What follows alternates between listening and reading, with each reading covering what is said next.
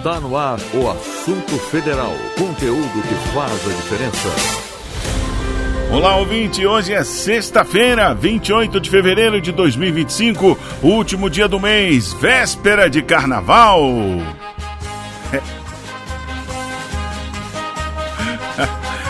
Eu sou Luciano Seixas e esse é o Assunto Federal, o seu programa de todas as tardes, com muita informação e prestação de serviço. Estamos ao vivo pelo streaming do site radiogov.ebc.com.br e também via satélite para emissoras parceiras de todo o país. Fica com a gente porque aqui tem conteúdo que te interessa e que faz a diferença. Aqui o assunto é federal. Com trabalhos técnicos do José Alves e a produção da equipe da Rádio Gov, da Empresa Brasil de Comunicação, EBC, a gente começa agora com o nosso Giro de Notícias. É hora do Giro de Notícias.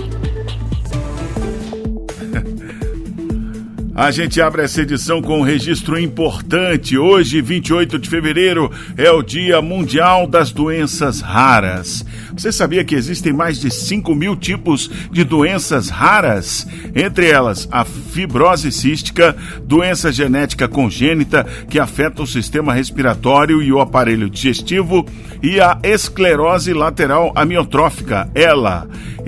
Esclerose lateral amiotrófica é uma doença neurodegenerativa progressiva que afeta os neurônios responsáveis pela intervenção dos músculos. Segundo o Ministério da Saúde, o diagnóstico das doenças raras pode levar até 6 anos, o que dificulta o tratamento precoce. Mas exames como o teste do pezinho ajudam a identificar algumas condições logo no início da vida. O Ministério tem uma página só sobre o tema, com dados, tratamentos, políticas de saúde e muito mais. Saiba mais em gov.br/doenças raras. Dito isso, a gente segue aqui com o nosso Giro de Notícias, porque hoje tem assunto que muito te interessa por aqui, hein? Por determinação do presidente Lula, o INSS antecipou o calendário de pagamentos de março dos aposentados e pensionistas. Lucília Araújo tem os detalhes dessa mudança. O governo federal decidiu antecipar o pagamento de aposentadorias, pensões e auxílios que seriam feitos nos dias 10, 11 e 12 de março para os dias 6 e 7 do mesmo mês, por determinação do presidente Luiz Inácio Lula da Silva. De acordo com dados do Instituto Nacional do Seguro Social, o INSS, a medida vai beneficiar cerca de 15 milhões de pessoas. A primeira etapa de pagamento para quem recebe até um salário mínimo começou em 24 de fevereiro. Com a antecipação do pagamento para o segundo grupo de aposentados, todos os 40 milhões e 600 mil beneficiários vão receber os proventos até a primeira semana de março. Da Agência Rádio Gov em Brasília, Lucília Araújo. E atenção, você que está esperando ansioso aí pelo resultado final do concurso nacional unificado, que estava previsto para sair hoje de manhã. O Ministério da Gestão e da Inovação em Serviços Públicos informa que a Sesgran Rio, banca responsável pelo concurso, precisará de mais tempo para processar as listas finais. Mas a previsão é que o resultado seja divulgado ainda ao longo desta sexta-feira. Lademir Filipim explica o motivo da mudança de horário. O Ministério da Gestão e da Inovação em Serviços Públicos informa que a Sesgran Rio, banca responsável pelo Concurso Público Nacional Unificado, CPNU, vai precisar de tempo adicional para processar as listas finais do certame. A previsão é que o resultado seja divulgado ao longo do dia e não mais às 10 horas como inicialmente previsto. O adiamento ocorre devido ao tratamento dos candidatos sub júdice. Eles vão ser classificados de forma separada, refletindo a posição que ocupariam caso estivessem em situação regular.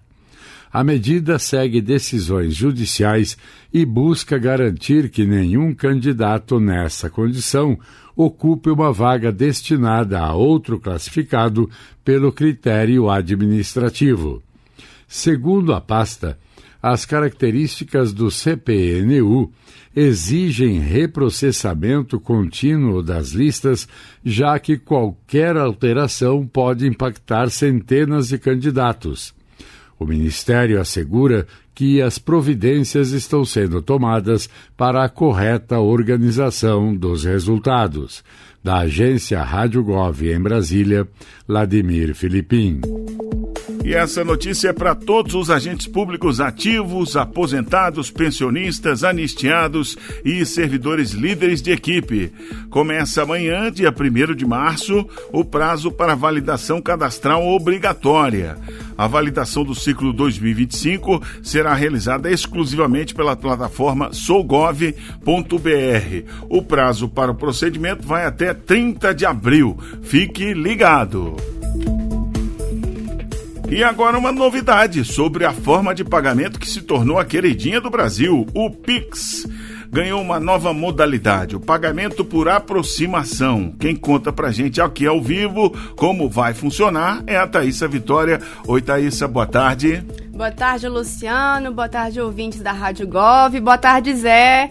Pois é, gente, essa nova modalidade começa a valer a partir de hoje, sexta-feira.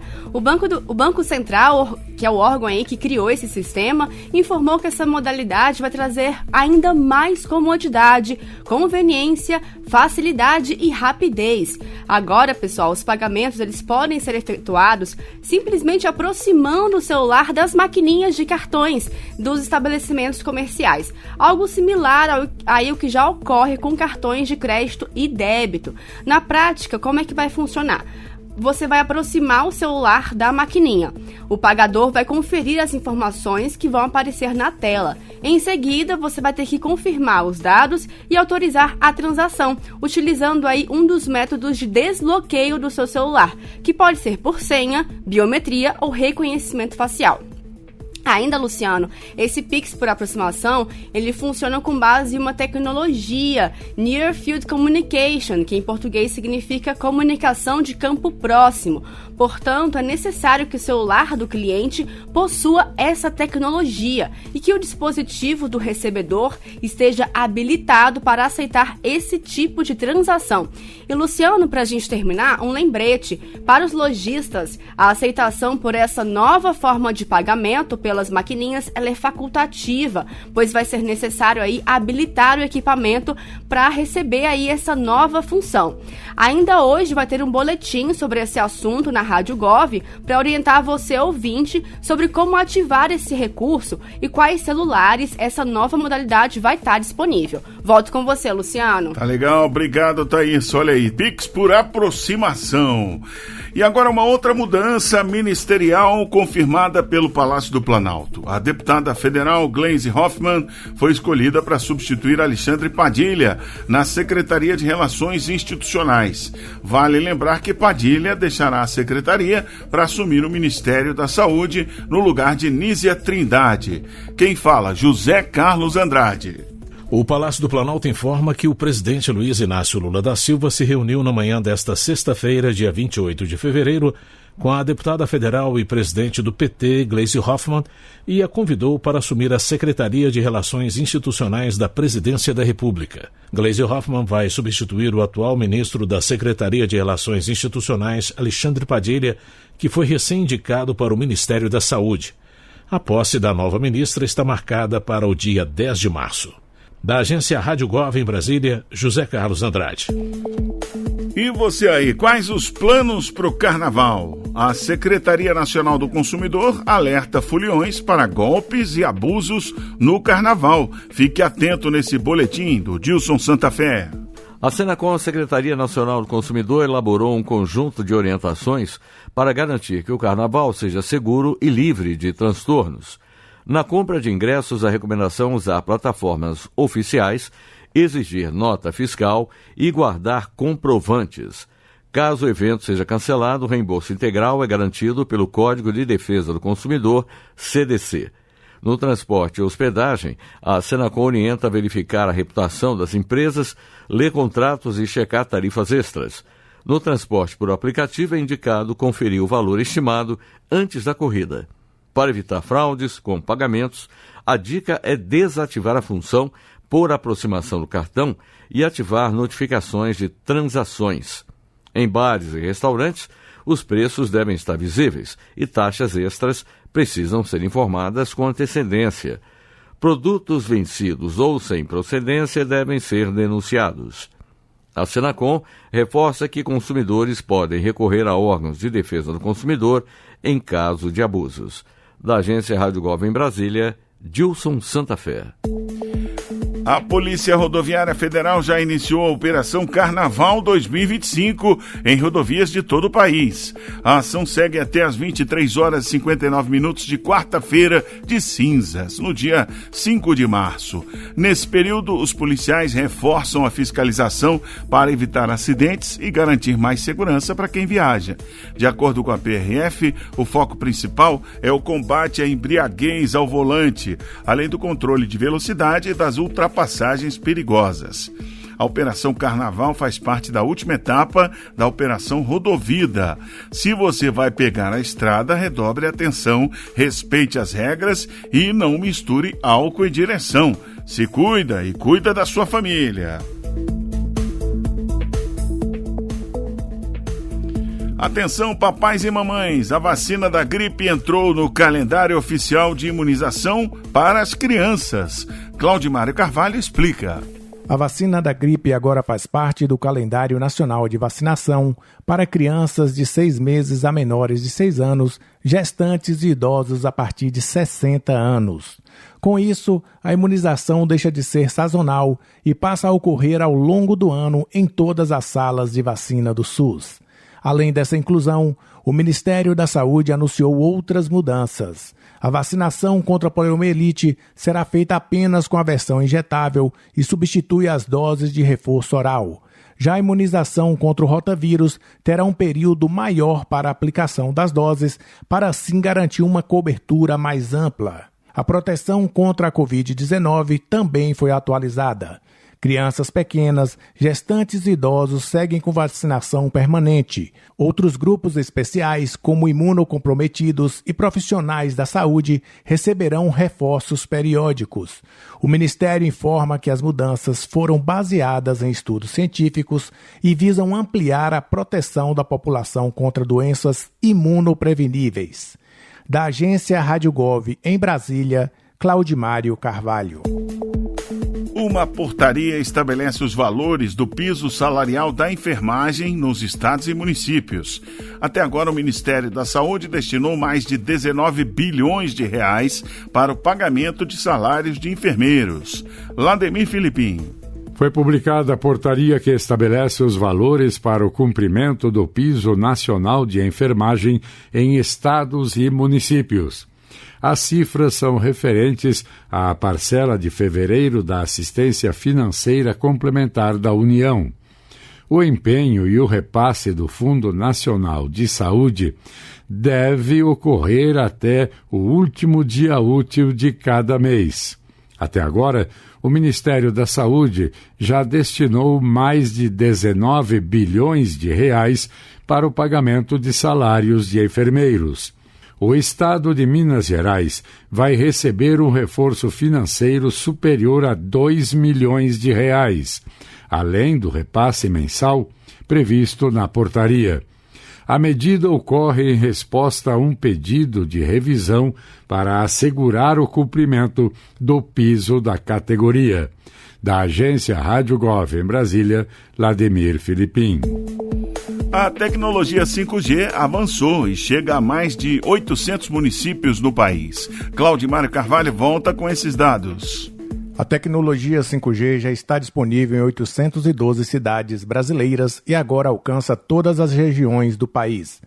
A expansão faz parte do novo Programa de Aceleração do Crescimento, o PAC, que prevê a implantação da internet de alta velocidade nos 5.500 municípios brasileiros. O Sudeste lidera a cobertura, com 342 municípios atendidos, seguido pelo Sul, Nordeste, Centro-Oeste e Norte. A Agência Nacional de Telecomunicações, a Anatel, ainda precisa testar a cobertura plena dessas cidades, mas o serviço já está disponível, mesmo que de forma limitada. O plano também inclui conectividade para escolas públicas, expansão do 4G e projetos como o Norte Conectado, que leva internet a regiões remotas. Da agência Rádio Gov em Brasília, Claudimário Carvalho. Um acordo sobre recursos do Fundef vai liberar R$1 bilhão para a educação em Salvador, na Bahia. Quem tem as informações é Vitor Abreu. R$1 bilhão para reforçar a educação em Salvador, na Bahia. Esse foi o resultado de um acordo que coloca fim a anos de impasse em torno do antigo Fundef, o Fundo de Desenvolvimento do Ensino Fundamental e Valorização do Magistério. A Justiça já havia reconhecido que estados e municípios tinham direito a uma correção nos valores que receberam no passado. Porém, tramitava ainda na Justiça de quanto seria esse montante em cada caso. E agora, a exemplo de outras cidades e também estados, o município de Salvador e a União, com mediação da Advocacia Geral da União, chegaram a um consenso. O pagamento será feito em 3 parcelas anuais. O acordo também movimenta financeiramente a cidade, já que pelas regras que vigoravam no Fundef, 60% do valor total precisam ser destinados aos professores que faziam parte da folha de pagamento do município na época, inclusive aposentados e pensionistas. Eles vão receber na forma de abono. Só não é possível incorporar esse extra na remuneração regular. O restante, 40%, será aplicado em ações para melhorar a infraestrutura de escolas e o aprendizado das crianças. A AGU já celebrou acordos semelhantes com 117 municípios e diversos estados. MEC e AGU destacaram a importância do diálogo para encerrar disputas que há anos tramitavam no Judiciário. De Brasília, Vitor Abreu. Alô, ouvintes de Rondônia, a BR-364 no estado vai receber investimentos de R$10 bilhões para a duplicação de faixas, passarelas e outras melhorias. Nazibrum tem as informações. É a primeira rodovia federal na região norte concedida à iniciativa privada. O trecho liga Porto Velho a Vilhena, em Rondônia. São 687 quilômetros que percorrem o estado, fazendo da BR-364 uma importante rodovia para o escoamento de grãos entre a região centro-oeste e os portos do norte. O ministro dos Transportes, Renan Filho, disse que os investimentos previstos de R$10 bilhões vão mudar a realidade da região. Uma rodovia que atraiu R$10 bilhões de investimentos, 6 bilhões e 300 milhões para as obras e mais 3 bilhões e 300 para a operação, com guinchos, resgate, contato com o cidadão, internet na rodovia, uma série de modernizações que será muito importante para o futuro do estado. Entre outras obrigações do consórcio vencedor estão a duplicação de 107 quilômetros, mais 190 quilômetros de faixas adicionais, além da construção de passarelas e pontos de descanso para os motoristas. O prazo da concessão é de 30 anos. Com as melhorias, a expectativa é também reduzir os acidentes na rodovia. De acordo com o Departamento de Trânsito de Rondônia, em 2024 ocorreram 1.500 acidentes na 364, que causaram a morte de 90 pessoas. Antônia Teodora Balzani perdeu a filha e o genro às margens da rodovia. Eu não sei se foi as cordas que arrebentaram. Tombou em cima da minha filha e do namorado dela. Nós chegamos aí, eles contaram pra gente. Em 2023 e 2024 foram realizadas 9 concessões de rodovias federais, que, segundo o Ministério dos Transportes, garantiram mais de R$23 bilhões em investimentos. A expectativa é que as mudanças na BR-364 gerem 92 mil empregos em Rondônia. Reportagem Nazibrum. Você está ouvindo o Assunto Federal, conteúdo que faz a diferença. Como é que tá o tempo aí na sua cidade? Toda sexta-feira a nossa previsão do tempo é diferente, né? Quem fala com a gente sobre o tempo em todo o país, os alertas e, claro, como fica o fim de semana, é o meteorologista do Instituto Nacional de Meteorologia, o INMET. Na verdade é a Camila Magalhães. Boa tarde, Camila. Olá, Luciano Seixas, olá a todos os ouvintes. Bom, a previsão, né, para esse carnaval é que a gente ainda tenha bastante chuva, né, localizada principalmente no norte do país e no nordeste. Essas pancadas de chuva, principalmente no período da tarde e noite, né. As temperaturas nessa região, a máxima prevista será de 37 graus para as regiões do norte e de 37 também para o nordeste. A gente chama atenção principalmente para as áreas do Pará, no norte do país, e Tocantins, e principalmente Maranhão, Piauí e Ceará no Nordeste, onde a gente pode ter essas pancadas um pouco mais intensas, principalmente neste período da tarde e noite.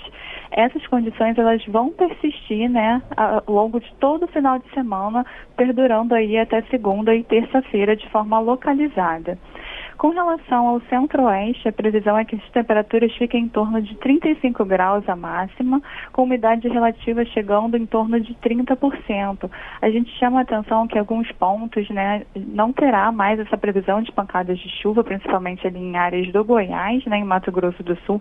Essa chuva será um pouco mais isolada, indo ali principalmente no sábado, né, no período da tarde e noite, e essas condições reduzem, principalmente para o Distrito Federal, ao longo do domingo, segunda e terça-feira. Não haverá mais previsão de chuva para o Distrito Federal em partes do leste do Goiás. Mato Grosso e Mato Grosso do Sul com essas pancadas de chuva, podendo vir acompanhadas de raios e rajadas de vento no período da tarde e noite. Para a região sul do país, nós temos um aviso, né, relacionado à possível onda de calor. Nós não temos ainda a configuração, né, da onda de calor, mas as temperaturas estarão elevadas nos próximos dias. Então é importante que a população se atente, né, a beber bastante líquido, evitar se expor muito ao sol durante esses períodos. A chuva está localizada mais no Rio Grande do Sul, né, pancadas de chuva que podem vir acompanhadas de raios e rajadas de vento, principalmente ali para o sul da região do Rio Grande do Sul. As demais áreas nós não teremos pancadas de chuva significativa. Com relação ao sudeste do país, né, a gente permanece com as temperaturas elevadas e com uma pequena possibilidade de chuva ali no Espírito Santo para domingo, né, uma chuva mais localizada ali no Espírito Santo e no norte e noroeste do estado do Rio de Janeiro. A folia, né, será sem chuva, com céu claro, principalmente ali na capital do Rio de Janeiro e em São Paulo. Valeu, Camila. Agora aproveito para mandar aquele abraço para todos os moradores das cidades que fazem aniversário hoje. Parabéns para Paraty, no Rio de Janeiro, Esteio, no Rio Grande do Sul e Paulínia, em São Paulo, que completam mais um ano hoje. Vou abrindo aqui o Comunica BR para saber como o governo federal está chegando nessas cidades. Paraty, famosa, né? Cultura, biodiversidade. Vamos ver aqui, ó. Paraty recebeu 394 mil reais pela Lei Paulo Gustavo. É uma lei federal que destina recursos financeiros para o setor cultural no Brasil.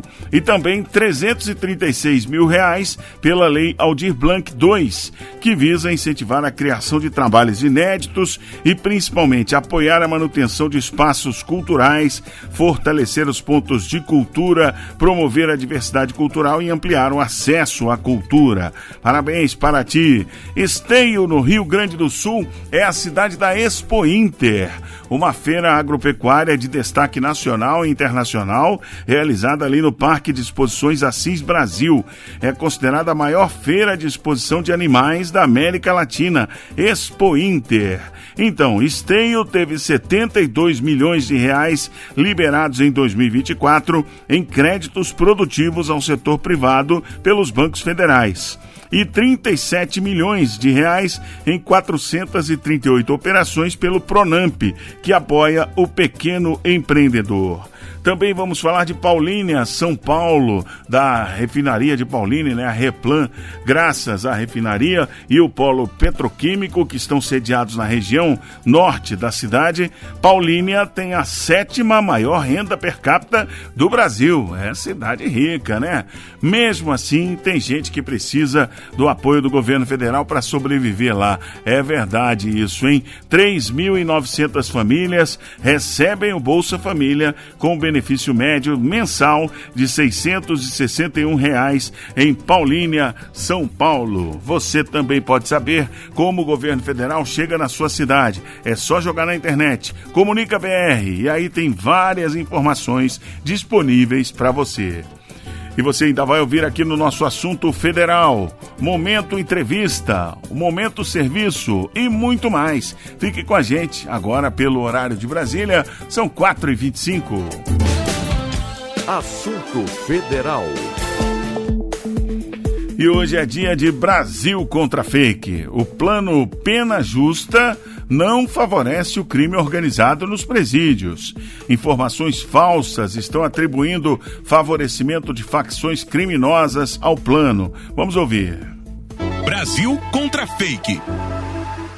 É falso que o plano Pena Justa favoreça as facções e o crime organizado. Homologado em dezembro de 2024 pelo Supremo Tribunal Federal, o documento foi elaborado pelo Ministério da Justiça e Segurança Pública e pelo Conselho Nacional de Justiça, o CNJ, e reúne uma série de medidas para combater e reverter violações de direitos humanos nos presídios brasileiros. De acordo com o ministro da Justiça e Segurança Pública, Ricardo Lewandowski, uma das metas do plano é justamente retomar o sistema penitenciário do domínio das facções.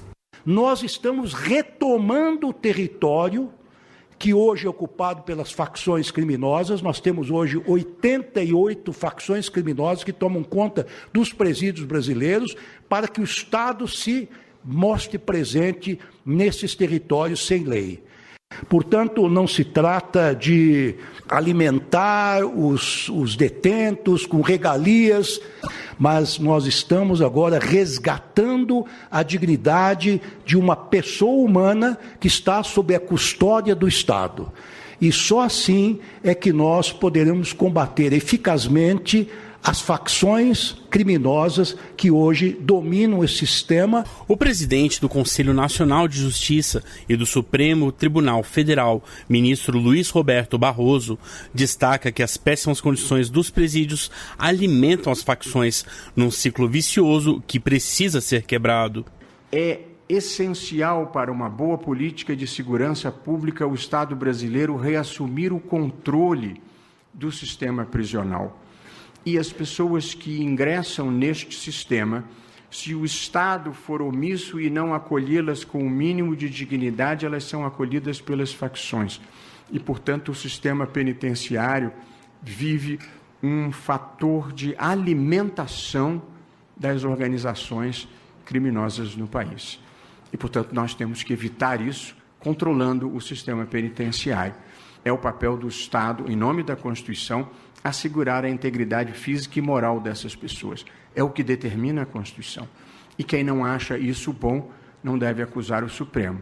No fundo, não gosta é da Constituição. De acordo com o artigo 10º da Constituição brasileira, a assistência ao preso e ao internado é dever do Estado, objetivando prevenir o crime e orientar o retorno à convivência em sociedade. Na hora de se informar, procure fontes confiáveis. Reportagem Marcos Lacerda. Para mais informações, acesse gov.br/Brasil contra Fake. Com recursos do Novo PAC, o Programa de Aceleração do Crescimento, foi lançado um edital para o túnel Santos-Guarujá. Vamos saber mais sobre esse marco em infraestrutura no Boletim Sintonia. Roda aí, Zé. Sintonia, uma parceria da Assessoria de Comunicação da Casa Civil da Presidência da República com a agência Rádio Gov. A construção do túnel submerso que vai interligar as cidades de Guarujá e Santos teve edital aberto pelo governo federal a empresas interessadas. A obra vai reduzir para apenas 2 minutos um trajeto que hoje leva 20 minutos de balsa, além do tempo de espera, ou cerca de 1 hora por rodovia. O empreendimento é um marco na infraestrutura nacional e compõe a carteira do Novo PAC na modalidade de parceria público-privada. Quase 6 bilhões de reais entre recursos da União e do Estado de São Paulo serão investidos neste que será o primeiro túnel submerso do país e o maior da América Latina. Também foram liberados 2,4 bilhões de reais do novo PAC por meio do BNDES para o metrô de São Paulo. Em cerimônia na Baixada Santista, o ministro da Casa Civil, Rui Costa, fez um balanço dos investimentos federais no estado e destacou o impacto do túnel Santos-Guarujá. O BNDES já assinou em apenas 2 anos do seu governo, com o estado de São Paulo, 13,7 bilhões de reais para firmar parcerias em obras que estão no PAC. E, portanto, hoje aqui, essa obra que desafia a engenharia brasileira. Isso aqui não é só uma obra de um túnel. Isso aqui nós estamos projetando que país nós queremos. Momento Entrevista. Créditos de carbono. Você já ouviu falar? Pois é, eles são uma ferramenta para reduzir as emissões de gases do efeito estufa e ajudar no combate às mudanças climáticas. E agora, pela primeira vez, teremos um sistema de certificação de créditos de carbono 100% nacional, desenvolvido por meio de uma parceria entre o Ministério da Integração e do Desenvolvimento Regional e a Casa da Moeda do Brasil. Vamos entender o que isso significa com o diretor de gestão da Casa da Moeda do Brasil, Carlos Martins de Santana. Roda a entrevista aí, Zé. Essa certificação traz para o Brasil um outro patamar, né? Valida os créditos de carbono. E eu queria saber o que motivou essa iniciativa e quais são os desafios aí para essa implementação. É um projeto disruptivo e inovador da Casa da Moeda do Brasil, uma entidade tricentenária, e está em linha com todo o projeto de transformação ecológica. O mundo todo está vendo o Brasil. Nós vamos sediar a COP30 e ele surge da necessidade da gente ter uma certificadora nacional para alavancar e difundir todos os projetos que visam reduzir e remover o carbono da atmosfera e faz com que o Brasil seja um elemento, um agente positivo nesse processo. A Casa da Moeda, pela sua credibilidade nos meios circulantes, na emissão do passaporte, em outros projetos e produtos que nós temos, faz com que a gente possa substituir os gaps que existem atualmente na certificação de crédito de carbono, são empresas estrangeiras que não conhecem o bioma brasileiro, são empresas estrangeiras que não sabem as necessidades que nós temos, principalmente em relação a salvaguardas de comunidades tradicionais, quilombolas, indígenas e etc. E, além disso, nós temos a credibilidade, vamos garantir a integridade do crédito de carbono, que é uma necessidade do mercado, vamos tokenizar através de tecnologia avançada de blockchain. Então, esse é um projeto e eu quero parabenizar o Ministério da Integração e Desenvolvimento Regional, o nosso secretário Eduardo Tavares, que entendeu essa necessidade e nós estamos juntos nesse projeto, não só com o Ministério, mas com outros agentes, outros parceiros, para colocar o Brasil na vanguarda na América Latina nessa questão. Pois é, o senhor falou aí da necessidade desse mercado de carbono, de colocar o Brasil na vanguarda, e eu queria saber exatamente isso. Como é que essa certificação pode tornar o Brasil mais competitivo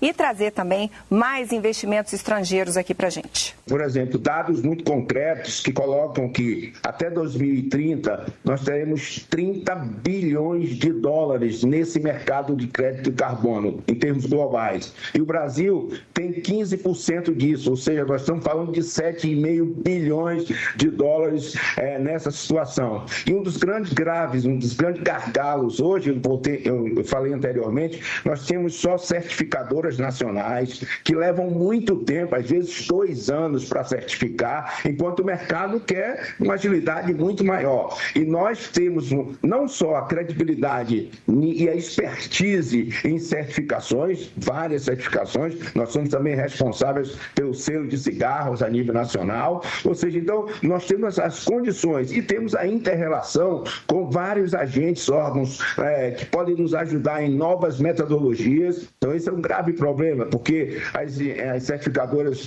internacionais, elas veem apenas o bioma da Amazônia. Nós temos a Caatinga, o Cerrado, o Pantanal, Mata Atlântica, que são especificidades do nosso território e que a gente precisa, ao definir metodologias, definir um critério para cada um desses biomas e dar, acima de tudo, integridade e credibilidade aos créditos. Nós tivemos recentemente vários escândalos por falta até desse conhecimento, não é nem por falta de metodologia específica, vamos chamar assim, mas falta de conhecimento da realidade brasileira, e que esse acordo com o Ministério da Integração Regional e com todos os outros entes que nós estamos conversando com o Banco do Brasil, com Caixa Econômica, com o BNDES, com a Embrapa, com vários ministérios, sob a supervisão do nosso Ministério da Fazenda, e evidentemente nós vamos dar um passo muito importante e talvez até apresentemos essa plataforma, que será uma plataforma tecnológica, onde vão estar todos os agentes, os proprietários de terra, os desenvolvedores, os verificadores e a certificação, para dar essa credibilidade e transparência, e a gente quer avançar nesse processo. Estamos trabalhando juntos com a COP da Universidade Federal do Rio de Janeiro, para que a gente possa até apresentar algo na COP 30 em novembro. O senhor falou aí de temas importantes como o COP30, como a nossa diversidade de biomas. E eu queria saber do senhor também, a gente tem um agronegócio que é muito forte e cada vez mais preocupado com a sustentabilidade. E aí eu queria saber como é que essa nova certificação, diretor, pode estimular empresas e produtores rurais, né, a ter práticas cada vez mais sustentáveis.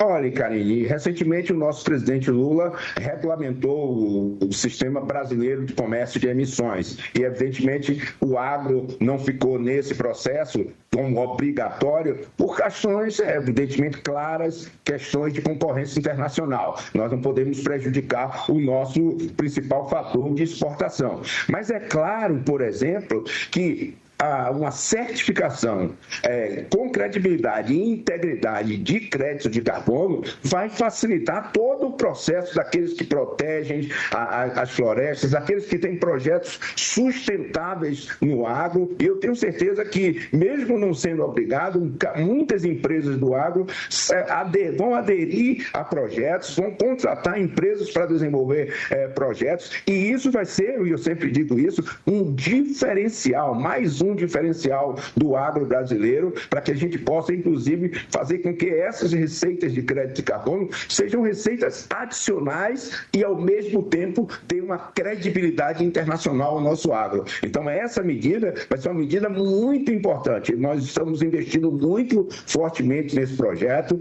tornar a Casa da Moeda a certificadora nacional de crédito de carbono, e contamos aí na esplanada com vários apoios de ministérios, o Ministério dos Povos Indígenas, da Integração Regional, da Indústria e Comércio. Então, vários parceiros que estão conosco nesse processo. Diretor, para a gente finalizar aqui a nossa conversa hoje, queria saber o que está faltando, então, né? A gente já tem esse anúncio, o que está faltando de fato para essa nova certificação ser efetivada, sair do papel e começar a rodar? Karine, na última semana nós tivemos uma apresentação do projeto no Comitê Interministerial, que são 22 membros. Nós agora estamos na fase de formatação do plano de negócios e da definição de metodologias, e logo nós vamos apresentar isso muito claramente.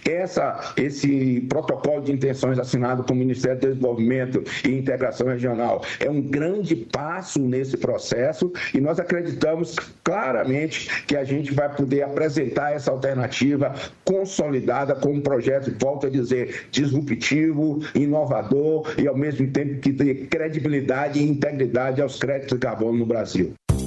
Nós ouvimos a entrevista com o diretor de gestão da Casa da Moeda do Brasil, Carlos Martins de Santana, que conversou com a jornalista do Canal Gov, Karine Melo, no Brasil em Dia.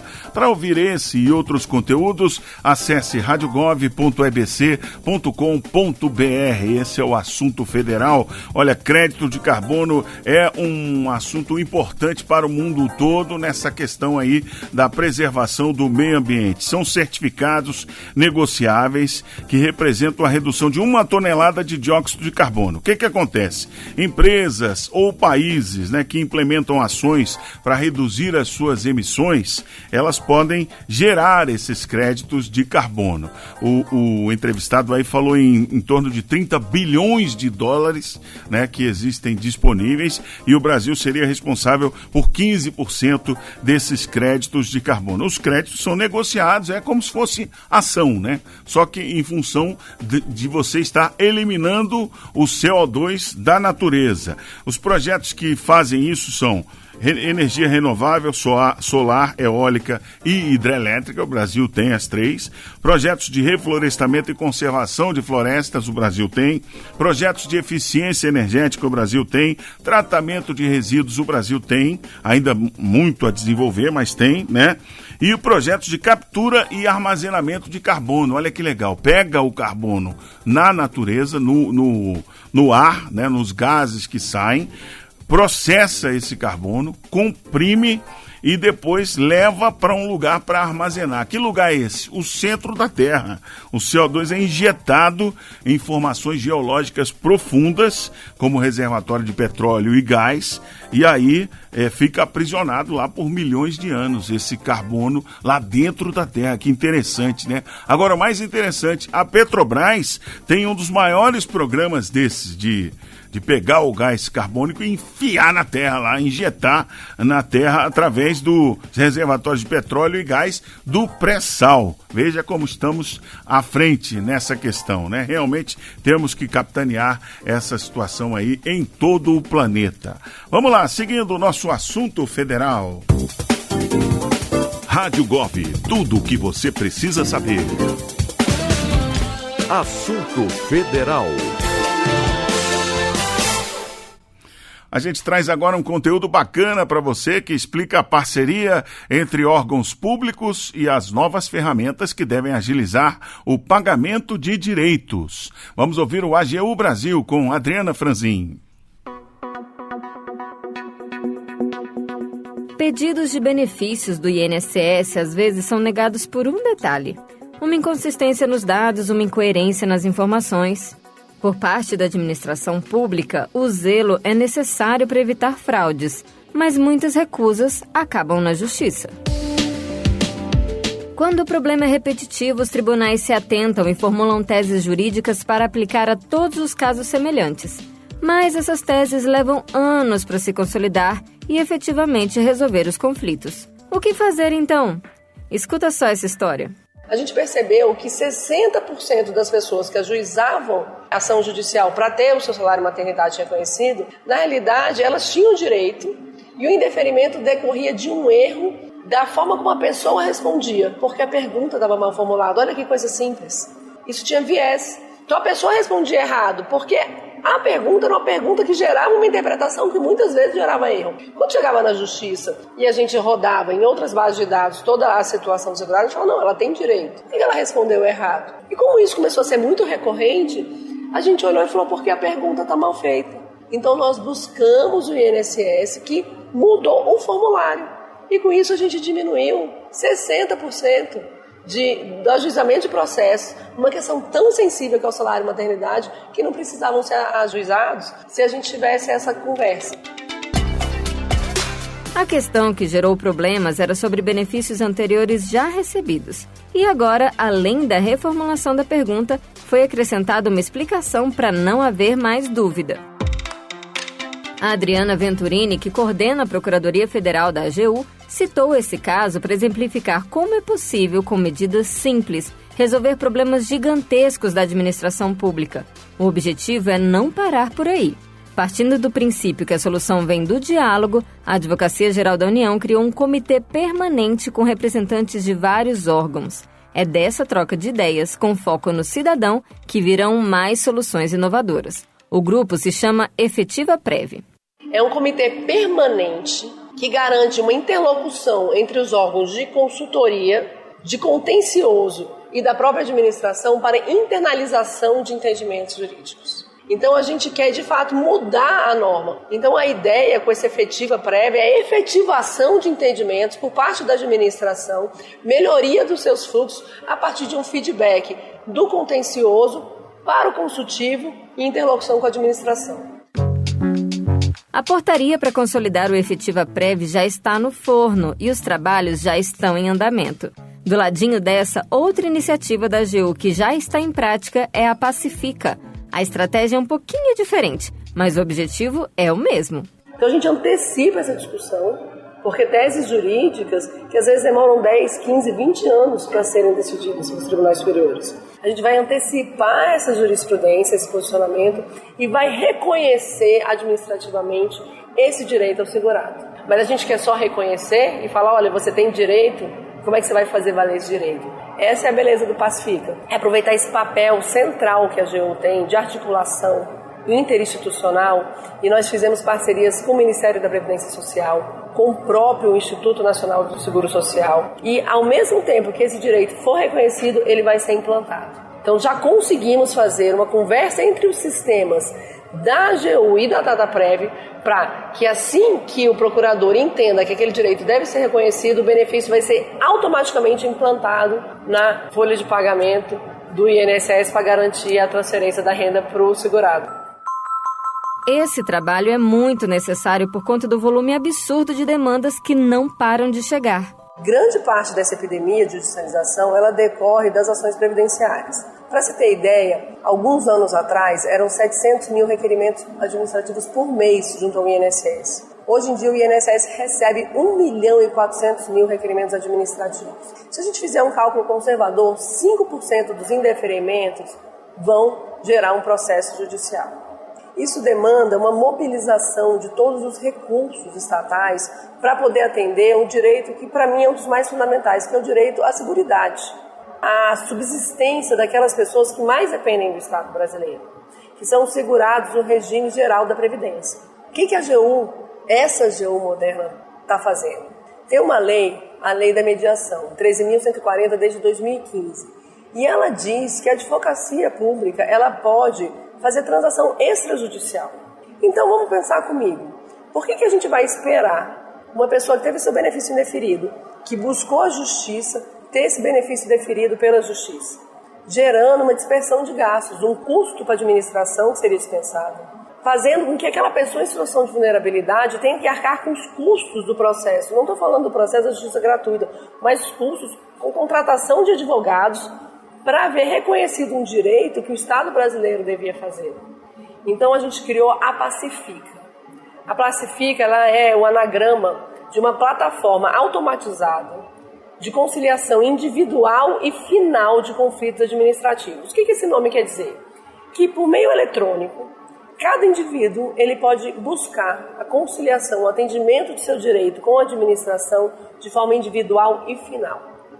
Nós temos mapeados, a partir do Proestratégia e de várias outras iniciativas que temos no âmbito do previdenciário, quais as teses jurídicas que prevalecem ou não nos tribunais. E se a gente sabe que vai perder, por que ficar litigando? Por que fazer um acordo só perante a justiça, gerando essa dispersão de recursos que deveriam ir para o pobre, para a pessoa em situação de vulnerabilidade, para aquela pessoa que depende da Previdência? Então a AGU ela vai ter uma plataforma onde, uma vez que foi indeferido o benefício administrativo, a gente já sabe que esse benefício, se fosse questionado judicialmente, ele teria probabilidade de êxito. E aí a AGU já oferece o acordo, sem precisar entrar na justiça para resolver. Na prática, a ideia é que na primeira etapa, segurados que tiveram benefício negado administrativamente pelo INSS possam entrar com pedido diretamente à AGU, que vai analisar se existe a possibilidade do consenso.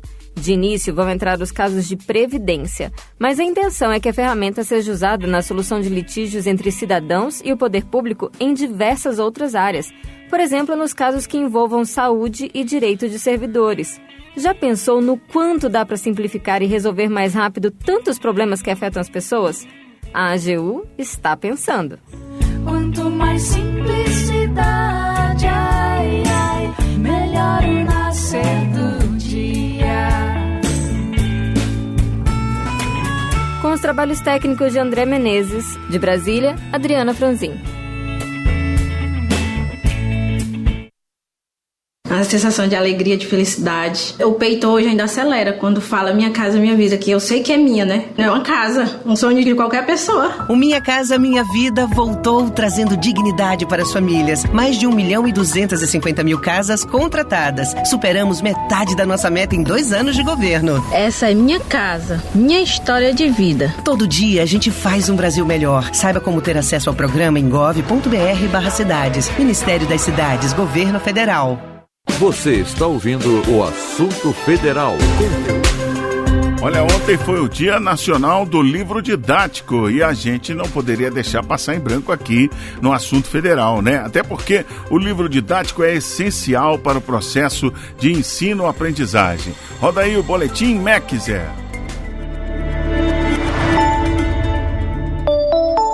Olá, eu sou Patrícia Gripe e você está ouvindo o Boletim MEC. Dia Nacional do Livro Didático. A data comemorativa faz alusão à fundação do Instituto Nacional do Livro. Criada em 1937, a entidade antecedeu o papel do MEC na avaliação e distribuição do material didático essencial para o processo de ensino-aprendizagem. E você, já ouviu falar do Programa Nacional do Livro Didático? O PNLD disponibiliza obras didáticas, pedagógicas e literárias de forma regular e gratuita para todas as escolas da educação básica. É um dos maiores programas de distribuição de livros do mundo. Foram mais de 31 milhões de estudantes e professores beneficiados em 2024. Um investimento que ultrapassa os 2 bilhões somente no ano passado. Para a secretária de Educação Básica do MEC, Kátia Schweikart, o PNLD é uma das políticas mais equitativas que existe no Brasil, criada antes mesmo do MEC. É uma inspiração de promoção de educação com equidade para vários países do mundo. Nos últimos anos, a gente vem se empenhando muito para melhorar a relação do livro didático com os múltiplos territórios brasileiros, na direção de promover também a potência dos conhecimentos locais e que isso esteja presente nesses materiais didáticos do PNLD. Considerado uma das mais importantes políticas educacionais do país, o PNLD também é um dos maiores programas mundiais de distribuição de livros. No ano passado, o MEC entregou mais de 194 milhões de livros didáticos para as redes e instituições de ensino em todo o Brasil. Nós também estamos com um compromisso, que é o compromisso do ministro Camilo Santana, de que cada vez mais nós tenhamos um material que respeite a diversidade, que promova a equidade, onde a maior parte dos estudantes e das estudantes brasileiras se vejam nos exemplos, nas figuras, nos textos. Vamos valorizar essa grande riqueza do povo brasileiro, que é o livro didático. Para saber mais das ações do MEC, acesse o nosso portal www.gov.br/MEC. Ministério da Educação, Brasil, União e Reconstrução, Governo Federal. Momento Serviço. ProUni 2025. O MEC divulga a relação de convocados para a segunda chamada. Quem conta pra gente é Lucília Araújo. O Ministério da Educação divulgou a lista dos mais de 86 mil pré-selecionados na segunda chamada do programa Universidade para Todos, o ProUni 2025. A lista está disponível no Portal Único de Acesso ao Ensino Superior. Os novos convocados têm até 17 de março para apresentar documentos à instituição de ensino superior ou encaminhar por meio eletrônico. Na primeira chamada, cerca de 197 mil estudantes foram pré-selecionados. O programa recebeu 1.500.000 inscrições e ofereceu mais de 388 mil bolsas em cursos de aproximadamente 1.000 instituições privadas. Os candidatos que desejam participar da lista de espera devem manifestar interesse nos dias 26 e 27 de março, por meio da página do ProUni na internet. E a relação vai estar disponível em 1º de abril. Em 2025, o ProUni completa 20 anos. O programa já beneficiou mais de 3.400.000 estudantes. Dados do Censo da Educação Superior de 2023 apontam que o programa impacta positivamente a conclusão do ensino superior, especialmente entre grupos vulneráveis. Mais informações em acessounico.mec.gov.br/ProUni. Da Agência Rádio Gov em Brasília, Lucília Araújo. Confira agora a agenda da Agência Barco, na Ilha do Marajó, no Pará, para o mês de março. É o Caixa Notícias. Roda aí, Zé. Caixa Notícias. Atenção, você que aguarda a Agência Barco, Ilha do Marajó, da Caixa, chegar ao seu município. O percurso e as datas de março de 2025 já foram divulgados. Fique atento ao calendário. A embarcação atenderá 8 municípios do Pará nesse período, oferecendo serviços como desbloqueio de cartões e cadastro de senhas para o recebimento de benefícios sociais, como FGTS, Seguro-Desemprego, Bolsa Família e INSS, entre outras operações. Todos os serviços de uma agência bancária podem ser realizados no barco, com exceção da movimentação de dinheiro em espécie. Escute agora o cronograma e anote a data em que a Caixa vai estar mais perto de você no mês de março. A Agência Barco Ilha do Marajó iniciará os atendimentos do mês em Afuá, no dia 5. Entre os dias 6 e 7, a embarcação estará em Anajás.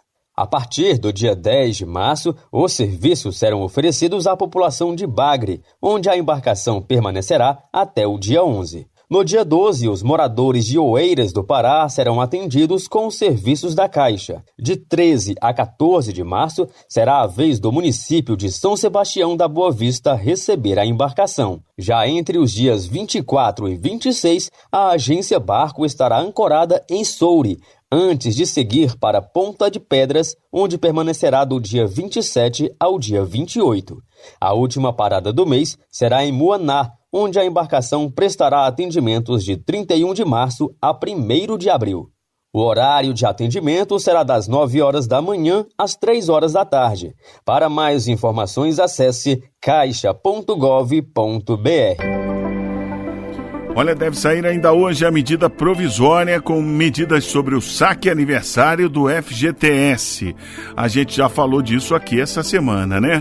O trabalhador que aderiu a essa modalidade e foi demitido entre janeiro de 2020 e fevereiro de 2025 vai poder sacar o saldo retido do FGTS sem precisar sair do saque aniversário. Dilson Santa Fé traz os detalhes. O governo federal anunciou uma medida provisória permitindo que trabalhadores que optaram pelo saque aniversário do FGTS e foram demitidos entre janeiro de 2020 e 28 de fevereiro de 2025 saquem o saldo retido sem precisar mudar de modalidade.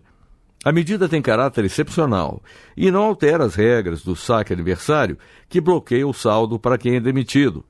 Vão ser destinados 12 bilhões de reais para mais de 12 milhões de trabalhadores, com os primeiros pagamentos ocorrendo nos dias 6, 7 e 10 de março.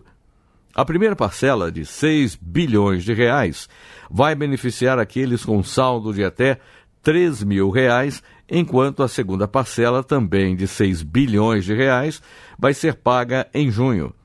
Os pagamentos vão ser realizados automaticamente na conta cadastrada no aplicativo do FGTS. Quem não tiver conta cadastrada deve procurar os canais de atendimento da Caixa Econômica Federal. Vale ressaltar que as regras voltam ao normal a partir de 1º de março.